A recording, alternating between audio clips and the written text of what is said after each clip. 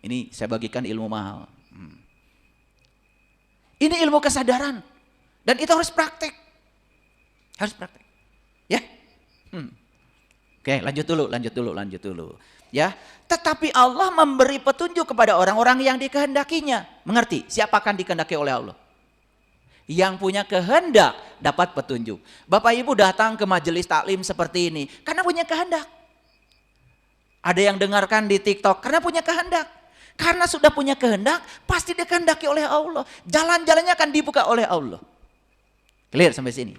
Nah, makanya di Quran Allah mengatakan, ya, hidayah itu hanya akan sampai kepadamu kalau kamu berani memasangkan telinga.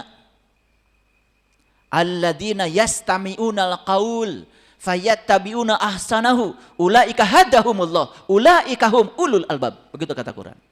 Orang yang mau memasangkan telinganya untuk mendengar dan setelah mendengar fayattabi'una ahsanahu dan mengikuti yang terbaik dari yang dia dengar. Ulaika hadahumullah, maka Allah pasti kasih hidayah pada orang itu. Ternyata hidayah itu kata Quran harus dimulai dari telingamu. Bayangkan ya. Orang yang mendengar tetapi tidak menyimak. Orang melihat tetapi tidak memandang. Beda. Ya. Makanya mendengar itu harus menyimak, memandang itu harus melihat. Beda. Nah, coba Bapak Ibu pergi ke gunung lihat pemandangan. Memandang tapi tidak melihat. Hanya memandang seperti kebanyakan orang, foto-foto sebentar lalu botram, setelah itu kenyang, itu. Betul enggak? Tunduh betul enggak? Itu. Pulang dari sana tidak ada perubahan kesadaran, padahal judulnya apa? Recreation. Itu rekreasi itu bahasa Inggris. Recreation. Creation itu artinya mencipta.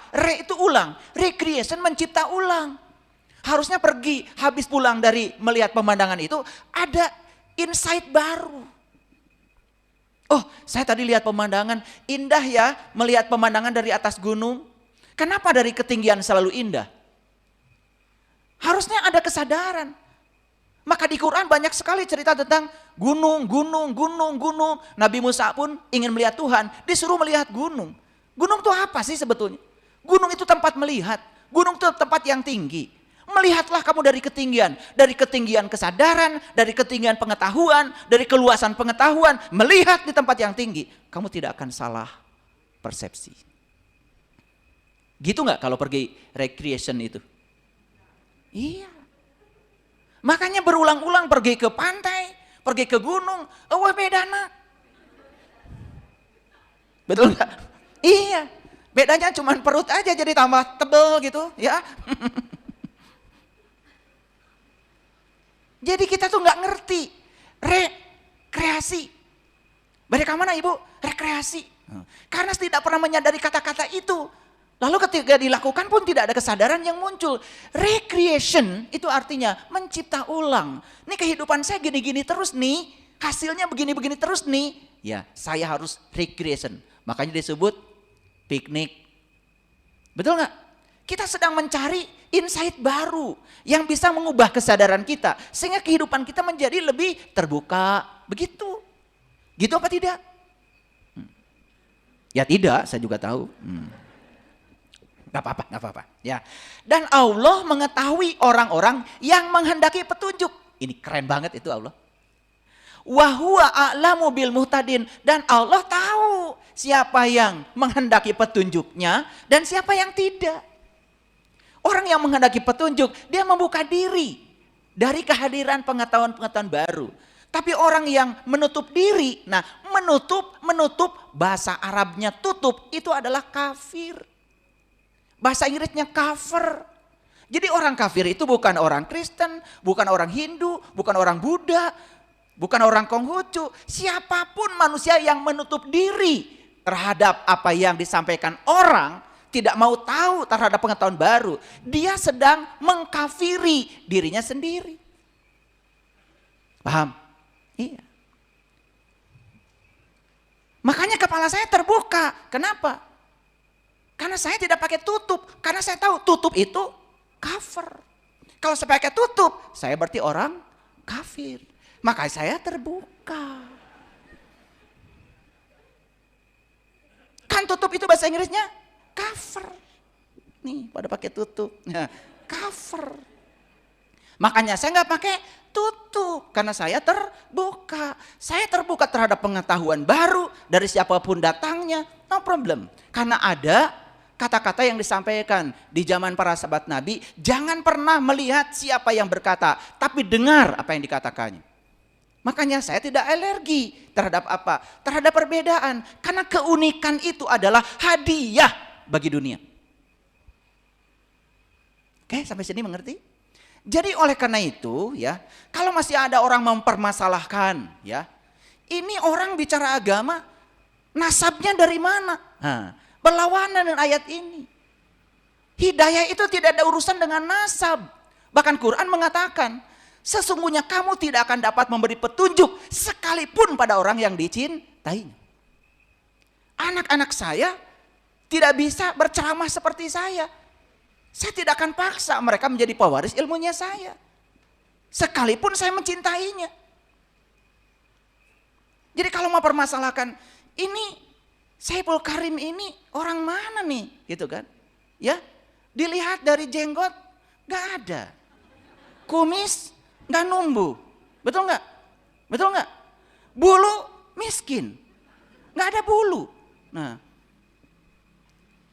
kan kita sudah terframing seolah-olah kalau orang itu berhak untuk berbicara hidayah, bicara petunjuk, kalau dari sisi casingnya banyak bulu. Sedangkan saya tidak punya bulu. Sedangkan Quran sendiri mengatakan tidak ada hidayah itu urusan bulu. Quran mengatakan sesungguhnya kamu tidak akan dapat memberi petunjuk sekalipun pada orang yang kamu cintai. Jadi kita ini oleh ayat yang diajarkan, siapapun kamu, anak siapapun kamu, bangsa manapun kamu, suku apapun kamu, kalau kamu berkehendak mendapatkan petunjuk, aku akan menghendaki kamu. Hebatnya Quran. Jadi Quran itu tidak bicara ras, tidak rasis, memberi kebebasan pada semua orang. Siapapun yang mau kaya, kata Allah, aku maha kaya. Aku akan buka jalan buat siapapun. Siapa yang mau berilmu, aku buka jalan untuk mereka yang mau belajar. Hebat Allah itu. Allah tidak pernah membatasi. Yang membatasi kita selama ini adalah pikiran kita. Karena kita tidak melayakkan diri kita sendiri.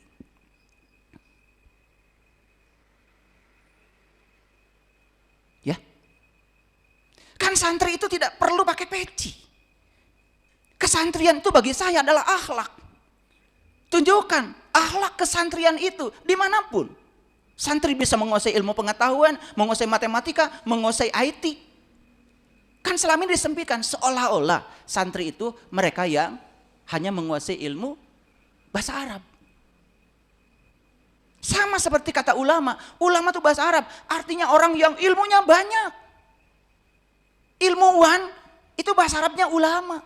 Tapi kata ulama itu disempitkan seolah-olah ulama itu yang dadanya kayak gini, punya pondok pesantren itu ulama. Padahal di Quran surat Al-Imran ayat 49. Ciri ulama itu ada 3. Satu, bisa membebaskan manusia dari ketertutupan mata kalbunya. Yang kedua, bisa membebaskan manusia dari penyakit kulit, ngerti sesuatu cuma kulitnya saja. Dan yang ketiga, bisa membangkitkan orang-orang yang tidak sadar menjadi sadar. Itu Quran. Surat Al-Imran ayat 49. Silahkan dibuka. Oke. Lanjut dulu, ini sebetulnya kaitannya belum nyambung nih. Ya, kok ayat ini saya bahas. Nah, perhatikan Bapak Ibu. Jadi sebetulnya semua manusia unik. Semua manusia layak bahagia. Semua manusia berhak dapat hidayah. Dapat. Semua manusia berhak untuk bisa mengalami pengalaman spiritual setinggi apapun tanpa batas. Siapa manusianya? Yang punya kehendak, siapapun, turunan siapapun, gak masalah. Jadi mulai sekarang, sudah, jangan nanya-nanya, ya ini keturunan siapa. Jangan nanya-nanya, ini dari nasab siapa, gak penting.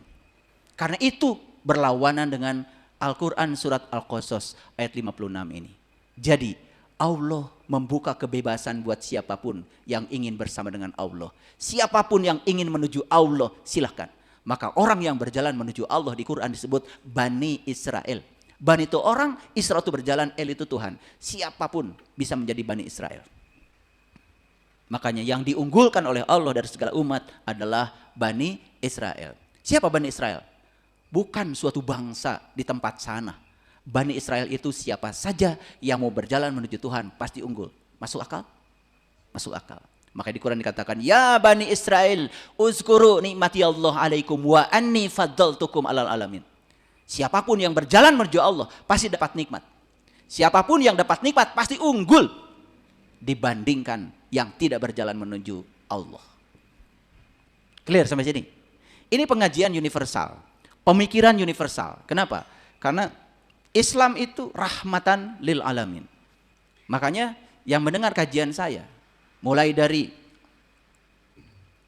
orang yang biasa, yang intelektualnya tinggi, beragam. Ada dari sahabat dari TNI, sahabat dari Polri, dari kejaksaan, kehakiman, ada pengusaha, macam-macam. Karena tidak ada segmen. Hidayah itu urusan semua orang yang menghendakinya. Setuju sampai sini? Oke. Jadi kita unik. Kita berhak mencapai apapun.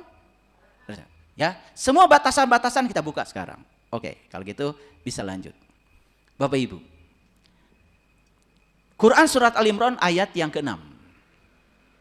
Huwallazi yusawwirukum fil arham kaifa yasha. Begitu bahasa Arabnya. Sengaja saya bacakan, takut nggak percaya. Nah, bahasa Indonesianya, dialah yang telah membentuk kamu dalam rahim sebagaimana yang direncanakannya. Yuk, sekarang kita sadari. Bapak Ibu terlahir ke dunia ini atas rencana siapa? Rencana siapa? Kok gak berani menjawab? Ayatnya segitu jelas, takut salah. Dialah yang telah membentuk kamu dalam rahim sebagaimana yang direncanakannya. Yang membentuk tubuh kita seperti ini, wajah kita seperti ini, siapa? Allah. Jadi Allah punya rencana gak dengan kehidupan kita? Pertanyaan berikutnya, hidupmu hari ini sudah sesuai gak dengan rencana Dia? Nah, itu yang membuat kenapa hidup menderita, galau, gelisah, kelihatan seperti bodoh. Padahal kita ini semuanya jenius kalau menemukan tempat yang tepat. Ibu bapak, anak kita ada yang senang matematika, setuju? Ada yang senang menggambar, ada yang senang olahraga, ada yang senang teriak-teriak, betul nggak?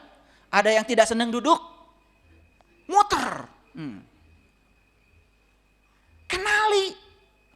Jangan anak lagi muter, dipukulin disuruh duduk. Tipe otaknya dia apa? Ya Allah, guru di sekolah, anak tidak bisa diam, langsung dilempar penghapus. Itu guru nggak ngerti, gara-gara pakai seragam.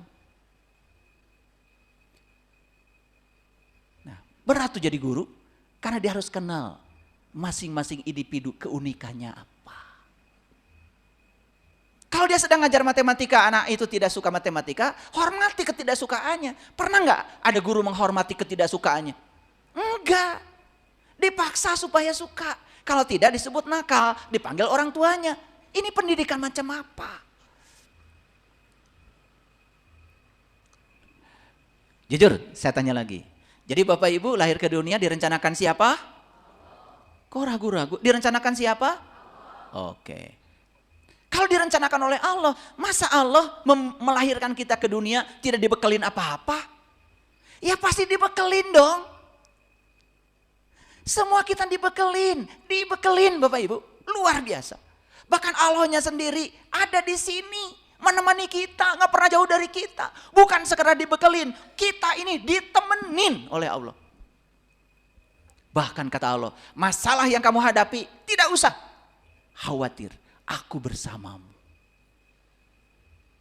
Jangan kau bilang masalahmu besar, tapi bilang Allahmu yang maha besar. Kita cuma ngomong aja Allahu Akbar, Allahu Akbar, Allahu Akbar. Dapat masalah sedikit saja, Allah jadi kecil banget. Yang besar adalah masalah kita. Bohong banget. Makanya dalam sebuah kajian saya bilang, jangan kau katakan, ya Allah, betapa besar masalahku. Jangan. Ya Allah, betapa besar engkau. Gak ada masalah di hadapanmu. Di hadapan yang maha besar tidak ada masalah. Ini masalah kita. Kesadaran kita. Kesadaran yang rendah. Makanya betul kata David Hawkins. Ya, kalau orang yang masih takut, malu, iri, dengki, itu yang namanya FOS. Itu yang disebut dengan kesadaran neraka. Makanya orang yang bisa melampaui nilai 200 di skala kesadaran, di atas 200 ke atas namanya power. Kekuatan positif. Itu kesadaran surga. Makanya neraka menarik neraka baru. Surga menarik surga baru. Makanya lihat, ada orang susah. Yang diceritakan kesusahan. Cerita susah tuh seneng banget. Ada ibu-ibu datang ke rumah saya. Penyakitnya sederhana, cuma bengek. Minta konsultasi khusus dengan saya. Bengek dan diabetes. Saya sudah kemana-mana katanya, tapi nggak sembuh-sembuh. Tiap hari saya makan obat. Makanya di kantongnya tuh ada obat semprot, macam-macam. Saya tanya sama ibu ini. Ibu ini cerita kalau ibu ini bengek pada siapa aja. Oh, di grup WA cerita, saya bengek. Setiap keluarga datang cerita, saya bengek. Ya, kemana kita memfokuskan pikiran, ke situ energi mengalir. Kan yang diceritakan sakit. Gak ada cerita sehatnya. Lucu, pengen sehat, yang diceritakan sakit mulu. Harusnya kalau pengen sehat, cerita, saya sehat, baik-baik saja. Jadi sudah salah pikirannya. Makanya kemana-mana gak sembuh. Jadi saya bilang, udah mulai sekarang. Yuk, sampai saya kasih ilustrasi seperti apa. Stop ya cerita. Cerita kalau ibu ini bengek. Tambah bengek. Tapi kita kan senang banget kalau menceritakan kesusahan, menceritakan penyakit, menceritakan penderitaan. Setuju? Kita sedang melawan hukum alam. Oke. Jadi kita direncanakan? Direncanakan. Ada satu pertanyaan yang harus Bapak Ibu jawab. Apa? Apakah hidupku hari ini sudah sesuai dengan rencana Allah atau tidak? Oke? Sudah terjawab sekarang? Nah, kalau belum bisa menjawab, sederhana. Kalau hidup kita hari ini berantakan, berarti kita hidup belum sesuai dengan rencananya. Kalau hidup sesuai dengan rencananya, saya yakin tidak mungkin berantakan. Semua baik-baik saja. Jadi harusnya belajar agama, belajar spiritual, hasilnya kelihatan hari ini. Sekarang di sini, bukan nanti di akhirat. Di sini sudah kelihatan. Kalau di sini saja sudah kelihatan amburadul, apalagi nanti. Karena yang menentukan besok kan hari ini. Setuju sampai sini? Oke. Sekarang terjawab? Oke. Jawab oleh diri kita masing-masing. Yuk lanjut. Pernah dengar gak ada orang sukses? Pernah dengar? Oke. Saya tidak akan cerita banyak-banyak. Saya cerita orang sukses 3 kelompok aja. Ada para nabi, para rasul, sukses nggak? Sukses. Ada para ilmuwan, para penemu, sukses nggak? Sukses. Ada para mujadid, para pembaharu. Itu adalah orang-orang sukses. Saya mau kasih contoh 3 kelompok ini aja. Sekarang Bapak Ibu lihat. Pernah nggak dengar sejarahnya Nabi Muhammad? Ya. Beliau itu diturunkan oleh Allah di tempat yang gelap gulita, yang disebut dengan jahiliyah. Oke? Di situ ada tradisi-tradisi yang jahiliyah. Ada cara berpikir yang jahiliyah. Ada kebiasaan-kebiasaan yang jahiliyah. Bayangkan, seorang Muhammad turun di situ membawa ajaran pencerahan. Bayangkan oleh kita, betapa dia harus melawan arus adat, istiadat, situasi di tempat yang jahiliyah itu. Kebayang? Kebayang nggak? Oke. Kalau Muhammad tidak menjadi unik, tidak menjadi dirinya sendiri, dan dia ikut malah justru pada arus jahiliyah itu, tidak ada Islam yang kita kenal hari ini. Kenapa para nabi dan para rasul sukses? Jawabannya karena mereka berhasil menjadi dirinya sendiri. Berarti sesuai dengan rencana semesta? Sesuai. Sesuai dengan Quran surat Al-Imran ayat 6 tadi? Sesuai. Clear? Oke. Bapak Ibu, Ada nggak listrik kalau tidak ada penemu listrik? Ada nggak mic yang nirkabel kalau tidak ada penemunya? Ada nggak HP ini kalau tidak ada penemu semikonduktor? Ada nggak laptop ini, IC, integrated circuit, kalau tidak ada orang yang tekun di situ? Dan saya pastikan Bapak Ibu, mereka yang berhasil mengubah dunia adalah mereka yang berhasil menjadi dirinya sendiri. Mereka menemukan keunikan dirinya. Setuju nggak sampai sini? Mereka-mereka yang jadi orang lain. Mereka-mereka yang mengizinkan jadi orang lain. Mereka yang mengizinkan diatur-atur oleh dogma, doktrin, ya, lupa pada dirinya sendiri, lupa jati dirinya. Saya kira tidak ada penemuan di semesta ini, tidak ada peradaban di semesta ini.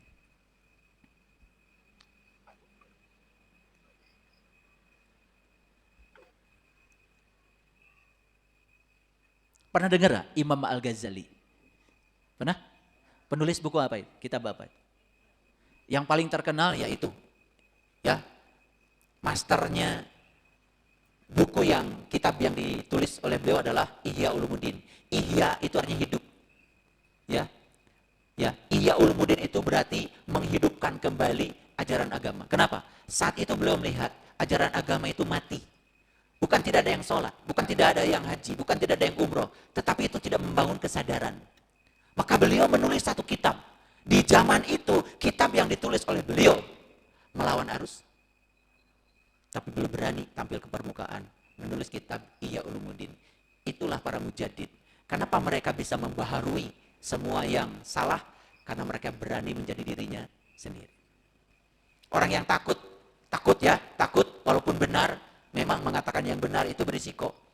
Orang yang takut untuk mengatakan benar, jadi orang lain, munafik, cari aman, cari selamat, dan dia diam walaupun itu tahu salah. Itulah orang-orang yang tidak menjadi dirinya sendiri. Dia sudah kehilangan keunikan dirinya. Masih ada nggak yang takut-takut di sini? Takut. Takut itu Bapak Ibu berasal dari pikiran. Karena pikiran itu suka ngarang. Menciptakan kenyataan yang ilusif. Padahal jauh dari kenyataan. Orang-orang yang penakut selamanya takut. Takut itu adalah kesadaran neraka di bawah 200. Menurut David Hawkins. Setuju gak dengan saya? Para nabi, para rasul, para ilmuwan, para penemu, para mujadid, para pembaharu adalah mereka yang berhasil menampilkan keunikan dirinya. Setuju? Oke. Bapak Ibu termasuk yang mana? Dari kelompok ini. Pembaharu? Boro-boro kerbatur. Betul nggak? Buat diri sendiri aja takut. Udah jelas. Pikiran kita lah yang telah mengundang kehidupan kita yang amburadul itu. Untuk mengubah pikiran sendiri aja masih takut. Ada anak muda kemarin datang ke rumah saya. Ya, udah lulus S1. Minta waktu sama saya. Bicara sedikit. Saya bilang, kalau kita percaya bahwa saya akan punya rambutan kalau saya punya uang. Berarti untuk punya rambutan harus cari uang. Setuju? Program bukan itu? Program. Jadi rambutan itu sangat bergantung pada uang. Siapa yang bikin program? Kita sendiri. Saya bilang, saya percaya ada uang, gak ada uang, rambutan pasti ada. Satu mobil datang rambutan ke rumah saya. Tidak pakai uang. Sama mobil, rambutan binjai. Saya makan satu aja. Karena saya tahu rambutan itu manis, gulanya banyak. Itu saya tahu diri. Ya, karena saya ingin sehat. Tidak makan satu karung. Mentang-mentang. Ya, pagi-pagi saya udah pakai celana kolor, saya masukkan kresek. Saya sudah bagikan ke tetangga. Rambutan. Saya hanya merasakan kebahagiaan aja dari mereka yang diberi rambutan. Saya sendiri makan rambutan satu sudah puas. Makanya kepuasan saya berikutnya adalah memberi rambutan ke tetangga. Saya bagikan tadi pagi. Jalan pakai celana kolor, rambutan. Lihat orang pagi-pagi terima rambutan. Mungkin di rumahnya adalah makanan langka. Bahagianya kayak apa?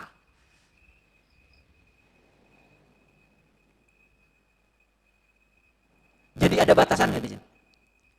Coba batasannya buang. Saya percaya saya akan punya beras kalau saya punya uang. Maka kita akan terus cari uang untuk beli beras. Makanya kita kelewat terus. Ada sahabat kita panen, teingetan ke orang. Karena kita mau percaya bahwa kita akan punya beras kalau punya uang. Sok selama cari uang. Orang lain yang tidak percaya begitu. Saya percaya ada uang, gak ada uang, pasti beras selalu ada di rumah saya. Tuh, ada yang panen sahabat kita, ingat sama kita. Tiba-tiba melesat aja wajahnya di depan. Kirim 1 karung. Ini hal-hal kecil yang selama tidak disadari, tapi kita menganggap seolah-olah kemiskinan itu takdir dari Allah. Padahal kita yang menciptakan kemiskinan itu lewat pikiran dan perasaan kita sendiri. Ubah pikiran dan perasaan kita. Luar biasa. Itu yang disebut dengan wayarzuqhu min haitsu la yahtasib. Bagaimana kita akan dapat rezeki yang tidak disangka kalau kita selalu menyangka seolah-olah sumber rezeki saya adalah itu.